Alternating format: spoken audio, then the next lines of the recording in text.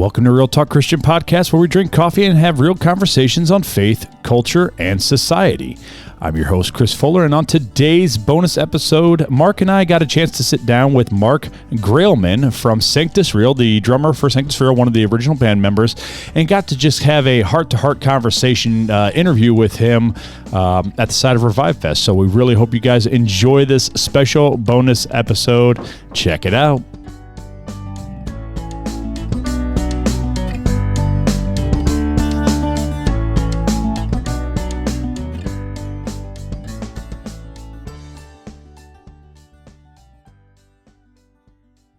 So I asked you a question when we were out there chatting, and I never got the answer because Marc started telling the story. But you didn't do the intro yet, bro. Who are we talking to, Fuller? Talking to Marc from Sanctus Real. Marc is talking to Marc. That's all I wanted to say. Marc is talking to, well, that's all I wanted to say. T Marc, but that's a different Real story. question, how do you spell Marc? With a K. I'm with a C. So I'm weird. So he's the cooler Marc. But I'm Marc with a C. I don't know if it's cooler, but It is what it is. yeah. Sure. I mean, that's a little more unique. I feel like I hardly ever meet Marcs with a C. It's rare. Everyone's like, oh, is it short for Marcus? No. Nope. Actually, his first name is Timothy, and his middle name is Marc, and that's what he goes by, Marc. Even his mom calls him Marc. It's weird. Well, yeah, because my dad was Timothy, and Sure. mom didn't want me being called Timmy. Sure. Now, when you were growing up, were you Marky? No, just Marc. Now he's Mr. Marky Mark, according to Mr. my Marky kids. Mark and the Funky Bunch a lot. No, Yeah. just Marc. Yeah, Just Marc. I was Marky when I was a Marky, kid. yeah. Yeah, I didn't have With a that. Y. With a Marky with a Y. Nice, nice. Now I'm just Marc with a K. That's what it is. But you're with Sanctus Real, so that's all that matters. Yeah. That's right, folks. So, dude, we're sitting down with the drummer, OG drummer, The man, the original OG. the guy who makes the beat for Sanctus Real. The guy with whom, if you don't have him, there is no music. I don't know if there's no music, but there's definitely no good.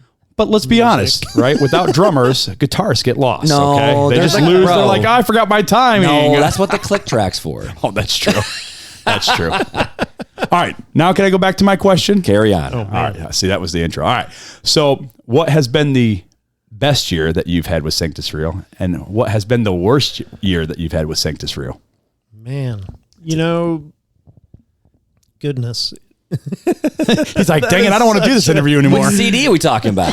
Excuse me. That's such a wow.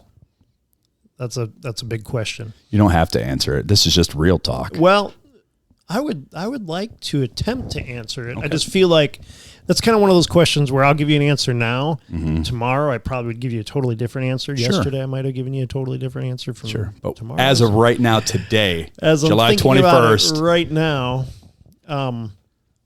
I think that, man. All right, so probably we'll start with the worst year. Oh, starting with the all right. best. I like Yeah, this. We'll get it out of the way. Yeah, I'm really nervous right now. I'm like, we're about to get sued.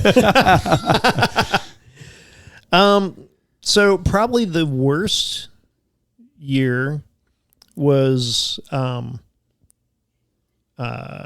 2005, and reason being is because that was probably the hardest year of my life personally.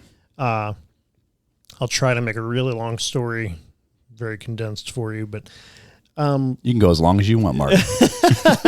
you have editing abilities, right? Yeah, of course we do. And you have 30 minutes. And you just tell us what you want. So, my wife and I were pregnant with our first child. And so my oldest son, his name's Ben. He's actually on his way to the festival here right now to pick me up, in fact. Ben was born, and on the day that Ben was born, we found out that my dad was officially diagnosed with cancer literally 2 hours later.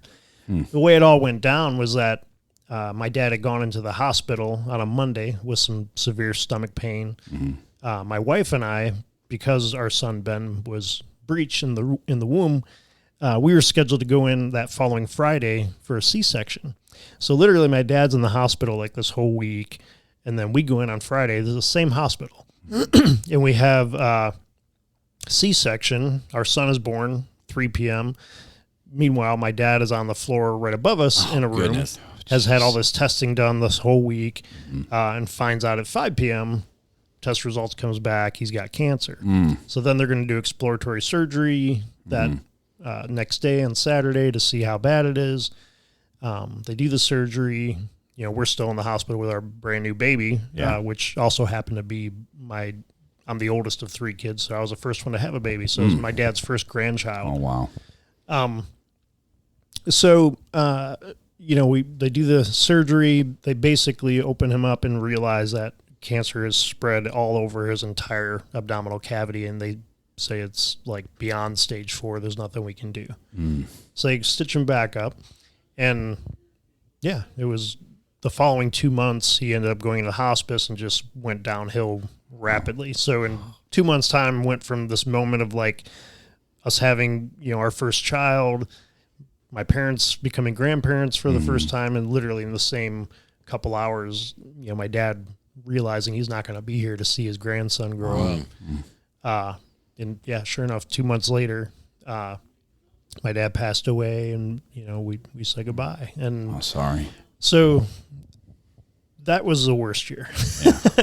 In the midst of that, you know, we were writing music. The band was up and running on all cylinders. And so I'm, you know, I was still fairly newly married. We were pretty sure that we conceived our son on our first wedding anniversary weekend trip. Nice. Yes. It's always fun when you can date it. Yeah. Always fun when you can date it. Oh, okay. It's not too difficult when you're in a band. You're touring all the time. Right. So it's like, you know, you have a baby and it's like, oh, yeah, that's when I was home for a week. Yeah, Right. My bad. But yeah, so, you know, it's like, you know, here I've been married for a year and a half, year and 9 months or whatever it would be. And so in a lot of ways, just feel like I don't even know how to be married yet, you know, still fresh into all this. Now we got a kid, and my dad just passed away. The band is just like running like crazy. And we're in the middle of making an old record. I don't know if you guys would remember it or not, but it's called The Face of Love. Yeah. I'm like, I know what record it is. And I'm like, this is youth group years for me, man. Yeah. So it had, you know, the song "The Face of Love" had "I'm Not Alright" was on that record, and some other ones. In fact, the last track on that record is a song called "Benjamin," which is named after my son. And if you were to go back and listen to that song, it's a song that Matt wrote for me, basically. And the first verse is like me talking to my dad, and the second verse is supposed to be me talking to my son. Well, snap. So yeah, Puts if a you whole go new back and listen perspective to it, I'm going to go back and listen to this one. We're going to listen to Yeah. that on the way back to South go Bend. back and listen to that, you'll cry like a baby now. So you're welcome. Don't worry, Yeah. we'll follow you on social and let you know you made us cry. So 2005, you know, your dad just passed away, but the band's still going. How'd you get through that, man? I mean, obviously, you know, Jesus got you through, and your wife got you through, and That's the easy answer, though. right. But you're still touring, like you're still doing the thing with the band, so you didn't be like, "Peace, I'm out." Yeah, I mean, yeah, I came off the road for a little bit, like maybe 2 months or something, and we had a friend of ours fill in on drums, and so yeah, it was just, you know, it's just a grief process, and I think what was so difficult about it. You know, I always tell people it doesn't really even matter what age you are. You know, if your parents live to be 90-something and, you know, gets to that point where it's like it'd almost be better for them to pass away and just go be with the Lord because, you know, it's just life is so rough for them physically. Like, you know, we've all seen older folks like that. And, but even in those kind of situations, I just think it's just painful to lose your parents. Yeah. It's just something that you can't really comprehend what that's like until you go through it. But, you know, for me and my family, how, you know, my dad was 47. Wow. Which for the record is only 2 years older than what I am right now. And, you know, this is all, like I said, 2005, 2006, like 18 years ago. But, you know, so just going through that, it was just traumatic, and there was just a lot of grief for me. I had to, I was, when I look back, I feel like it was probably literally about 2 or 3 years before I felt normal again, you know, to where I got beyond the point of waking up in the morning and remembering the reality of like, oh, my dad's not here, and not having that pit in my stomach over it. Now, it took 2 years. Did you ever question your faith or God during that time of why? I mean, because, you know, I've had some not that bad traumatic stuff happen to me. And it comes, you know, Satan seems to always put that thought, at least in your mind, and you're battling it, and not that you fall into it, but there is that battle. Sure. Did you go through that, or? Oh yeah. There was a lot of anger and just frustration over the circumstances of it more than anything. Yeah. Really, just like the timing of it, because my dad was so excited that I was having a boy. Yeah.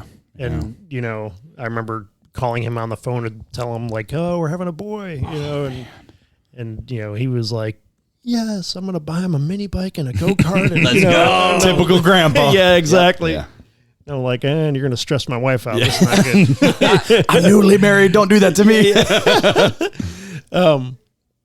So yeah, you know, just the timing of it more than anything felt like a bad joke. You know, it just felt painful, and yeah, I definitely went through a lot of questioning, and just, you know, I had my moments with the Lord of just like, I don't understand why you let this happen, you know, and just like really angry, and just, you know, when I look back at that even now, it's like I'm so, as crazy as it sounds, I'm so thankful for that time, because I think it was really the first time in my relationship with Jesus that I realized that even when I'm screaming in his face, he just looks at me with love and compassion. You know, like he doesn't let go, even in those moments when I'm kicking him in the shins and pushing him away and just angry, you know? And I think that's just,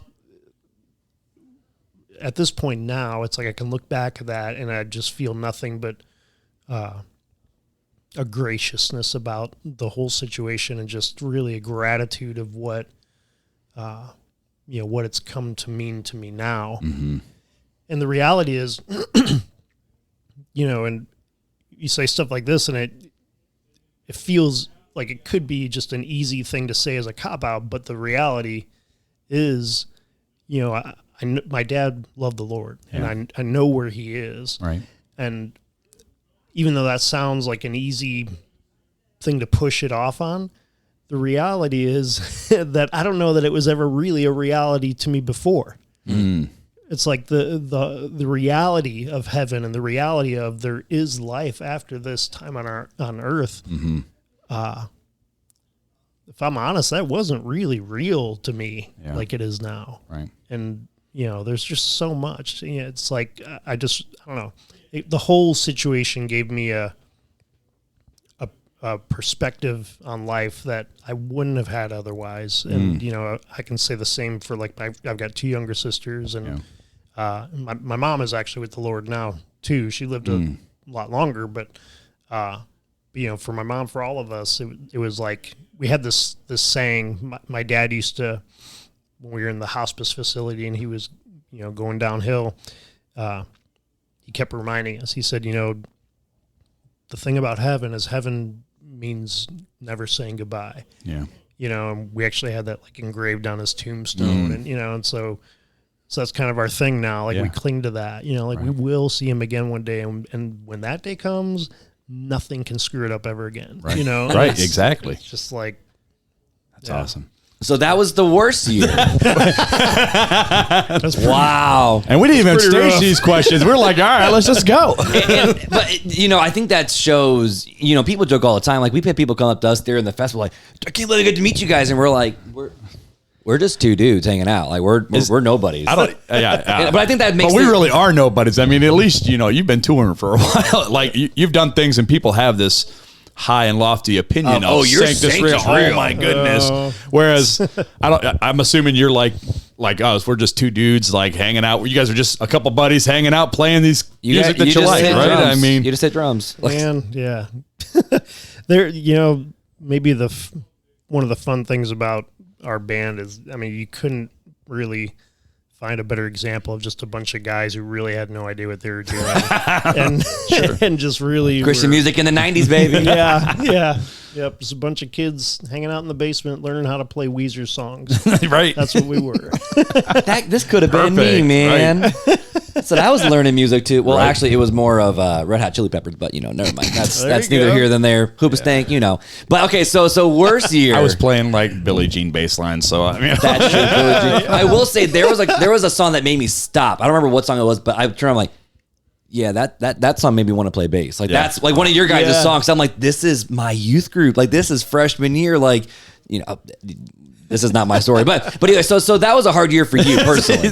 We're going back to this. So that was a hard year for you personally. Now, if you don't mind me asking, like you guys had a couple years, or not a couple years, you had a couple months off with the band as you were just taking care of the family and doing what you need to do. I mean, did the band, was it one of those things where it's like the brotherhood kind of, I would say, grew even more out of that, where the fact of like one of our own is going through this, like was there a lot more of cementing of the band at that point, or you guys were already playing together at that point for a decade, right? Yeah. Yeah, and at that point our original singer was still in the band, so Matt and our old singer, and that's Chris, right, because then he went solo recently. Yep. That jerk. Yeah, kind of sort of his solo stuff wasn't really meant to be the focus when he left the band, but it's finally now really becoming more of a focus for him again. But Matt and our guitar player Chris, another original guy who's still in the band now, and our bass player at the time, his name was Steve Goodrum, and actually it was a difficult time for him too, because right after all that I went through with my dad, he ended up going through a divorce. Oh my goodness. And then pretty much right after that left the band, and so then when we were making that record, the Face of Love record, we also brought in a new bass player, a guy named Dan Gartley, who ended up being with us for about 8 years. But yeah, there was definitely a just kind of a brothers in arms gathering together, tightening up the ship, because we were all just kind of going through. I was the first one to have a parent pass away, and so it was like this traumatic thing. It was kind of something we all went through together. Like it was an experience for all of us. Do you feel like the different brotherhoods you've had with different members coming in and out with your band, do you feel like that's helped strengthen your spiritual walk while you guys are on the road? I mean, is that something that you guys really lean on each other? I mean, because being on, we talk about finding your tribe. We're big into finding your tribe when you're in your local body. That's harder to do when you're out on the road. So is that your local tribe? Like these are the guys that you guys lean on each other like the small for? Group, yeah. Yeah. Right, exactly. Yeah, I think so. Yeah. I've heard it said, I think it's actually a book, and I've not read the book, so it's silly for me to quote this, but it's all right. I will anyway. We can edit it out if it's not right. There's I think it's a book called, or something like, marriage isn't meant to make you happy, it's meant to make you holy. Yes. Is that a book? Sacred marriage. I've read it. Yeah, well, you quoted it right. We don't have to edit it. We did a small group Bible study on that book. Yep. I kept calling it circle marriage because there was a circle on the book. But, yeah. The big thing was sacred marriage. The big thing was the booger inside the guy's nose. If you watch the videos, there's a big old boogie. Every video, it's like, who is your film guy? Because they screwed up. That guy should be fired. Yeah. Just kidding. So see, it's not so bad. You can quote it all day long. So that line, right? Marriage isn't designed to make you happy; it's to make you holy. Right. Yeah, and I heard that line from the book, I guess, and it's always stuck with me. I think it's on the title too. Is it? Okay, yeah. Like that's true. That's really a profound thought. Mm-hmm. I almost view a band that way. People have said like, "Oh, being in a band is like being married to a bunch of people all at once," kind of thing. And bunch of dudes, obviously, dudes in a tour bus. That's a bro marriage, bromances, just gross altogether. But obviously, it's not literally the same thing in many ways. But in terms of the iron sharpening iron kind of aspect of it, it is like that. And I feel like, especially because we have been together so long, we just know each other too well. Yeah, for Chris and I, we started, I was 18, he was 16. I'm 45 now. You spent your whole like, life with them. That's legit youth group kids playing in the basement. Yeah. I mean, for real. And, but that Chris knows me better than anyone except my wife. And, so it's like, I don't know, just at this point, the fact that we still genuinely love each other deeply and are like brothers and, support each other and encourage each other. I feel like, because, this is real talk. It hasn't always been that way. Right. Like we've had our times where there's been tremendous tension between us. Mm-hmm. There has to be. Yeah. You guys are basically living together. I mean, it's just like a marriage. There's strife in a marriage. Yeah. Absolutely. So just the fact that where, our relationship with one another is now really is kind of an amazing testimony of just how God can do that. He can just purify you working through one another even and just, So I know you don't have a lot of time, but I still want to hear about the good year. What's the We best year of Sanctus Real, we man? like to chase rabbits around here. That's where we get the real conversations, But back to the good years. there have been good. See, and that's the thing. Every year really has been a good year. The thing that's been enjoyable about being in this band, and I think part of why we've done it for so long is just simply that from the very beginning, it's always felt as if God just opens that next door. Mm-hmm. Like there's always another path to walk down, another door to walk through, and that's just never stopped. And which is, I guess, why we still kept with it, because it just feels like I think we're not done yet. Yeah, it's like God's just making it obvious that we're supposed to continue. And but I'll say, I feel like this might sound silly, but I feel like this year might be our best year. And I know that might sound crazy because it. I'm like, do we have a Dove Award lined up? Like, Grammy? Like, wait a minute. See, that's the thing. We've had the Dove Awards. We've been nominated for 2 Grammys. We just got a gold record a couple of years ago, and we're by October we'll probably have another song go gold, and the one that already went gold is going to be going platinum at some point. Dang. And just it's like things are continuing to grow, but I just feel like each year, the way God has redeemed this whole thing and bringing Dustin into the picture, I mean, this is his 8th year with us now. So he's, I think we officially have decided he's not the new guy anymore. Yeah, you're not the new guy, all right, I guess we'll take you in. But, just what God did and all that. Because when Matt felt like the Lord was pulling him out of the band and how he just needed to get off the road and be home was really his biggest thing. I thought for sure it's done. Because he's the voice of Sanctus Real. Oh yeah, and he was our main songwriter, and he's a great speaker and just everything. I just thought, well, how do you replace that guy? With Marc. I mean, there's an M in the name. I do want to hear about the drummer's role in the band besides just hitting some heads. Look, I tell you, there's 2 key people in the band, and it's the drummer and the bassist. They're the backbone. And I am glad that your podcast is doing well, because I think everybody needs to know that. Yeah, exactly. Exactly. We're both bassists. That's why we say it. Nice. Definitely. Nice. Well, we should start a band. Let's go. Oh, geez, I'm not that good anymore. I mean, I got too many kids. it's only been less than 6 months since I played. Let's go. I opened up for Fireflight once. It's fine. It's all good. That's awesome. You did what? Venetian Fest. You opened with Left 99. Fireflight? Yeah, Left 99. Yeah, anyways, back to that. I just played real time. I just played in things about each churches. other. I was playing for the Lord. It was just Venetian Fest. That's true. That's true. That's awesome. But so I was just a fill-in bassist, though. So with the band, good. so with Dustin, right? It was Matt left. He went off the road. Right. Yeah. And then new guy shows up. Not the new new guy guy Not anymore. new guy. And you guys are still touring and still crushing it.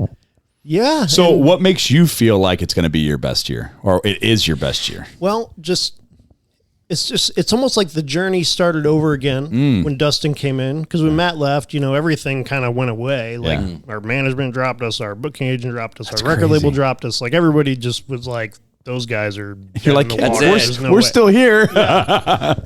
So, to say discouragement is an understatement. Right, you guys weren't given the Newsboys treatment, where it's like, hey, look, we just got a new singer. Oh, it's Michael Tate. Like, Right, yeah. right. So, and that was a kind of a thing. And really, I've got to give credit to Chris because he just felt in his gut, like, I think God still wants us to do this. Yeah. And I was really struggling with the whole idea. And I initially had told Chris, like, if you want to try to get this thing off the ground again, I'll help you do that. But I think once it gets rolling and going crazy like it did before, I might be stepping out too, man. I just don't know if I want to Do this all over again. Yeah.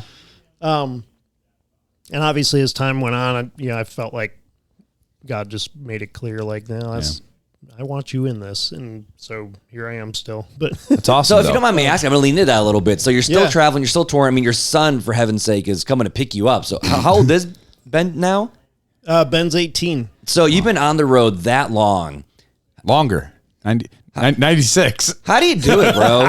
Like, how are you on the road that much with keeping a family together, raising kids, having a spouse? How do you keep your wife happy? That's what I want to know. Because my wife's unhappy with just me working and coming home every night. Plus, I'm like, you better be careful what you say because Janelle she knows. She's like, I want to spend more time with you. You work too much. And I'm like, I'm sorry. I'm trying to get home. Yeah, it's tough. I think any line of work that you're in, it always comes back to intentionality. You just got to be intentional. And the nice thing is that all of us guys in the band, we're all in the same boat. We're all married. There's 11 kids between all of us. Wow. Sorry, I shouldn't giggle. There's 11 kids between us. Yeah. I was going to say, not that that's a big deal for you, but a lot of, kids are a lot no matter how many there are. Yeah. Anyways. But yeah, it's just kind of deciding, like, look, this is how many shows we're going to do and no more, and this is how much time we're going to dedicate to being home. And, it's not going to be 2 weeks straight. It's going to be 3 or 4 days. And then we're home half a week. Yeah. Just, it's sure. Just try to keep it all balanced. Right. Yeah. And when you're home, you're home. Be focused, be focused on that. Yeah, and don't be somewhere else in your head all the time. Don't be thinking about the next gig or the next place you're going or the next song you're going to write or anything like that. Yeah. Cool. Yep. So I do have to ask, okay, so with you being the drummer, I've always wanted there's actually 2 questions I've always wanted to know. All right, we got to finish up because it's about his time. All right, well, I'm going to ask him. First question is as the drummer, what's your role in the band besides just laying down some sick drum beats? Like, are we writing songs or whatever? And then number 2, do you guys bring your own equipment with you wherever you travel? Like, we're talking speakers and lights and sounds and soundboards. I asked Ben Rector this question on his Instagram stories, and he didn't answer me. Oh. So, well, John Tibbs does. We asked him the same question. That's true. But anyways, but I've always wondered that. Well, first off, like as a drummer, like what's the role in the band? Because you're still one of the OG members. Yeah, it's interesting because it's definitely evolved over the years. AKA, you don't have to be your own roadie anymore. Is that what you're saying? No, unfortunately, that goes back and forth. Oh, okay, all right. Like tonight, I was loading out my own drums and stuff. There was volunteers helping, which is cool. But yeah, I still touch my own stuff and put it away. Better that way. That way, don't screw anything up. Yeah, I think at this point, my role in a lot of ways, because I'm not really a songwriter. So Chris and Dustin do all the writing. They'll co-write often with friends of ours in Nashville. So a lot of my role beyond just obviously playing drums on stage, they'll write a bunch of songs and then I get to hear the songs and then I get to kind of like give the thumbs up, thumbs down kind of thing. He's like Caesar. Which we call that quality control. The drummer is Caesar. That's what we just heard quality today. The control emperor. Of the band.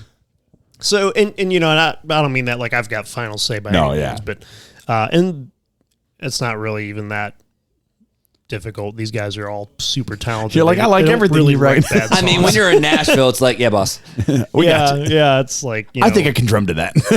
The worst of their songs is still a great song. So a lot of it, you take their songs and then you go to the studio and just lay out the tracks and try to figure out the different pieces and. Yeah, I mean, even that depends. Nowadays, everything is done in Nashville, everybody's got like a studio in their bedroom. Right. True. So We got one in my basement, so Right, yeah. A lot of stuff is even like programmed and stuff. Yeah. Like a lot of the drums you're hearing on records these days aren't. Right. They weren't recorded in a studio. They were sampled and dropped in. Right. And yeah, it's kind of crazy.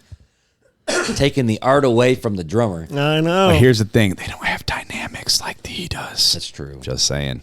The dynamics that a agree. true drummer has are way different than a track that you're dropping in. And you know, this is real talk, so I'll be real with you. I've kind of put my foot down this year. I recently built my own home studio in my basement. Yeah. And so I'm actually tracking drums on the next Awesome. Sanctus real stuff myself. Let's Let's go. So we're getting back to Back the to way the rock roots. and roll. It's rock time. and roll's meant Look, to be. Yep. You guys didn't get to where you're at by putting tracks in there that ain't you. That's right. That's right. That's awesome. We're supporting this. We're gonna we're gonna start a pledge page for this, right? A pledge we page. we only want Marc drums in every Sanctus Sanctus Real Real album, or we're period. not listening no more. There you go. But don't get Your me in band's like, trouble now, wait, guys. you're not allowed to do interviews anymore. But okay, but serious question though. But like when you guys do travel, like do you guys? I mean, obviously you bring your own like musical equipment, but like everything else that we see at these, you know, whether it's a venue like here at Revive Fest, do you guys haul all that stuff, or you guys just kind of show up, plug in, and let's go? Not usually, more of that. Okay. Yeah. It does kind of depend. If we're out doing like a full blown tour, a lot of times we'll Like you guys are like the headline tour. You're right. right? Yeah. We'll hire a production company because it's different for every artist, but most artists don't own their own production stuff. We have a little bit, but as far as like the full PA system and all the lighting and all that, like we own our own video wall. So we'll take a That's video dope. wall out. Okay. Birthday Yeah, parties a lot are of the legit. Get out the LED movie wall. nights. Yeah, big movie nights and parking lots. Watching Frozen 2 on that, bro. His kids are a little older than that. That's true. Watching Die Hard on There that, you bro. It's a Christmas The movie. Matrix. Yeah, we know how to party. So when you guys are doing your headline tours, you guys is like each city you guys line up the next crew, or like there's like a bus that just follows you guys around with all your guys' stuff. If we're out on a tour with a production company, then yeah, it's all kind of we're all moving together as a That's unit. cool. But a lot of times, like festivals over the summer and stuff, we're just flying in and everything's already there. And we just plug in and play. Perfect. How do you guys get your gear here? Like, do you guys have like a roadie that just drives it to the next spot? This is Marc geeking out a little bit. I apologize. No, We'll you're talk, good. people. A lot of times headlining artists will do that. They'll have like a semi truck that'll bring all their gear. But for us, a lot of times, if we're like opening, like tonight, we opened for Weird Messengers. Which is just Can crazy. we back that up a little you guys bit? weren't headlining. Let's just say that's just crazy to think about. Okay, I'm just saying. That's all how right, good man. this. That's how good this. You guys lineup were the was, headliners, man. like my whole early adulthood, and so Post-fest, like you guys man. were always the headliners. Actually, It was like, all right, did you guys yeah. ever come to Post Nah, Fest it's in all South good. Bend? Yeah. I feel like I feel like I've seen Yeah, it. I think Yeah, so. we played a few times there. Yep. That, Anyways. that was our gigs. Back to Oh, yeah. Youth group days, man, in the open well, field. you were youth group. I was not. That's true. That's true. Anyways, continue. So yeah, so a lot of times we just, we'll show up and there's backline gear. That's Yep. another production company has brought in equipment. There's already a drum set on stage that I'm allowed to use, or Nice. the amps there, a keyboard, so we'll just use whatever gear is provided. And That's cool. All right, I best got of it. one more. One last question. question, then we gotta go. One more question for him. All right, so we do this little thing on the podcast called Fun Facts with Fuller. You got a fun fact for us? a fun fact. A random fun fact. This is how he got me on the very first episode of RTC. So, We didn't know how to end the episode, so I'm like, so he's do like, you have "What? Give me a fun fact. Yeah, give me a fun and fact. So I to end pulled the one out of show. my butt. So I'm going to see if you can do it. It's a challenge now. Well, I'm not going to pull anything out of your butt. Well, no, I mean, you got me on that one. He's like, look, you're all right, but we ain't that close. You ain't on the tour bus with he's, them, like, bro. he's like, I ain't been touring with you. You gotta be a road warrior to get those privileges. So do you have a fun fact? oh my good goodness, man. See, he's like, dang it. Whew, you should have prepped me for this. We weren't prepped for any of this, so. Which is the best part of Real Talk. 100%. All right, here's a fun fact. All right. The other members of the band We get the dirt. tend to, I'm just giving you dirt on myself. It's a fun fact, though. They tend to tease me because I have this, it's probably a little bit of an OCD kind of thing, but I have this ritual with brushing my teeth in a particular way. All right, let's hear the ritual every morning now. and every night. So I don't know. Apparently, I'm maybe a little more thorough than most. I take my time and really are very thorough about the brushing process. And I use one of those like tongue brusher things, tongue scraper things. The water pick. And then I do, I just use regular floss. I haven't upgraded to the water pick yet. And then they haven't won the Grammy yet. They got to win the Grammy first. Yeah, that's right. There you go.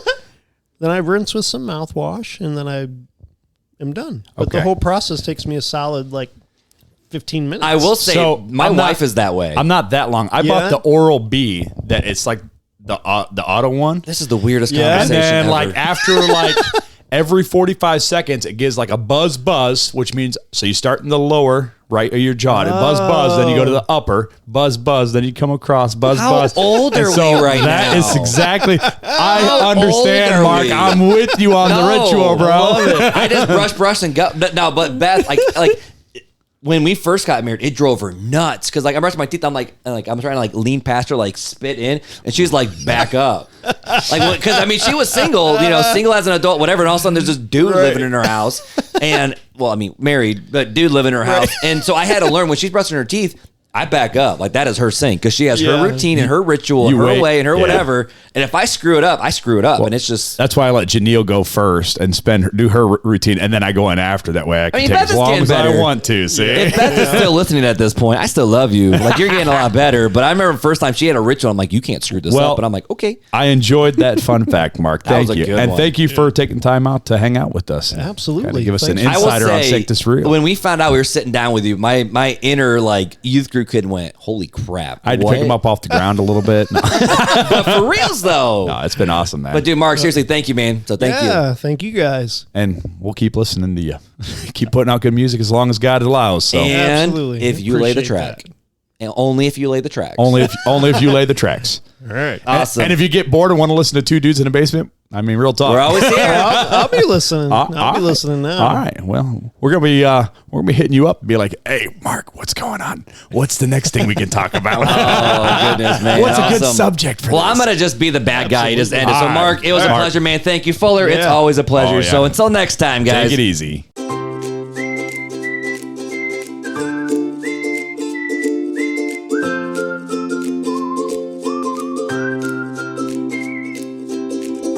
Well, thank you guys for hanging out with us as we enjoyed our time with Mark.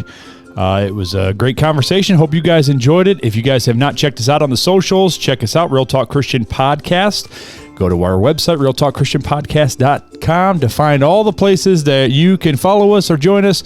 Don't forget to continue to listen to Sanctus Real and especially Marc Graalman, and continue to give them your support at any chance you can. Hope you guys enjoyed this episode. Until next time, take it easy.